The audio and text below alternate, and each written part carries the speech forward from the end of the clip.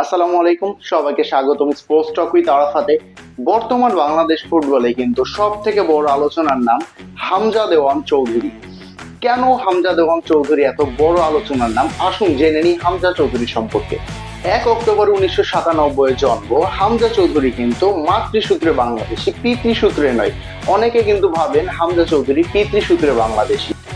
হামজা চৌধুরী মাত্র 7 বছর বয়সে ইংল্যান্ডের ক্লাব লিস্টার সিটি একাডেমিতে তার ফুটবল যাত্রা শুরু করেন। এবং চিন্তা করুন, এমন একটি প্লেয়ার কিন্তু ইন ফিউচারও না, খুবই কাছে বাংলাদেশকে রিপ্রেজেন্ট করতে যাচ্ছে।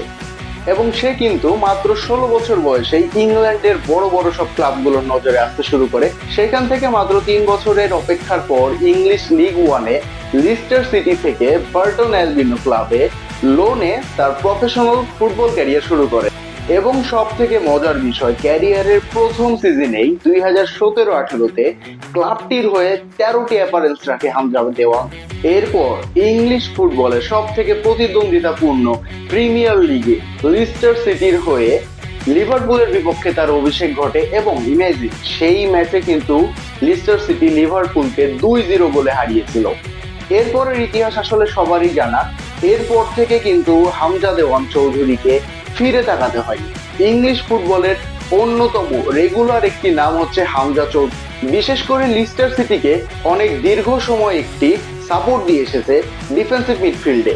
শুধুমাত্র ইংল্যান্ডের বড় বড় ক্লাবগুলোতেই নয়, ইংল্যান্ডের বয়সভিত্তিক দল অনূর্ধ্ব-21 দলেও কিন্তু হামজা চৌধুরী বেশ কিছু ম্যাচ খেলেছে।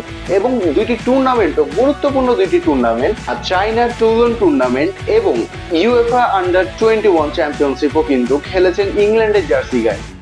এবং যদি অ্যাচিভমেন্টের কথা বলি, তিনটি মেজর ট্রফি জয়ে তকমা রয়েছে তার গায়ে। 2021 সালে চেলসিকে হারিয়ে এফএ কাপ, ম্যান সিটিকে হারিয়ে কমিউনিটি শিল্ড এবং 2023-24 সিজনে ইএফএল চ্যাম্পিয়নশিপ জেতে লিস্টার সিটি এর হয়ে। 2019 সালে যখন হামজা চৌধুরী একটি সাক্ষাৎকারে বলেছিলেন তার সব থেকে বড় স্বপ্ন হচ্ছে ইংল্যান্ড ন্যাশনাল টিমের হয়ে খেলা, তখন কিন্তু বাংলাদেশি ফুটবল প্রেমীরা অনেক বেশি হতাশ হয়েছিলেন। কিন্তু হামজা চৌধুরী নিজে সেই হতাশা কাটিয়ে 2024-এর সেপ্টেম্বরে জানান সে বাংলাদেশের হয়ে খেলতে প্রস্তুত এবং বাংলাদেশের হয়ে খেলতে আগ্রহীত। এরপরই কিন্তু বাংলাদেশ ফুটবলের অনেক বড় একটি সুখবর এসেছে 2024-এর ডিসেম্বরে, যখন কিনা ইংল্যান্ড ফুটবল অ্যাসোসিয়েশন বাংলাদেশের হয়ে হামজা চৌধুরী খেলার জন্য এনওসি প্রদান করেন। এবং সব থেকে এক্সাইটমেন্টের বিষয় হচ্ছে 2025 সালের 25শে মার্চ, মানে আসছে 25শে মার্চ বাংলাদেশের হয়ে এএফসি এশিয়ান কাপের কোয়ালিফিকেশন ম্যাচে ভারতের বিপক্ষে অভিষেক হতে যাচ্ছে হামজা চৌধুরীর। তো সবাই চোখ রাখুন স্পোর্টস টক উইথ আরাফাতে ভারত বাংলাদেশের সেই রাইভালরি ম্যাচের পোস্ট ম্যাচ প্রেজেন্টেশন দেখার জন্য। এবং হ্যাঁ, এখন থেকে কিন্তু রেগুলার ভিডিও আসবে ইনশাল্লাহ। আল্লাহ হাফেজ।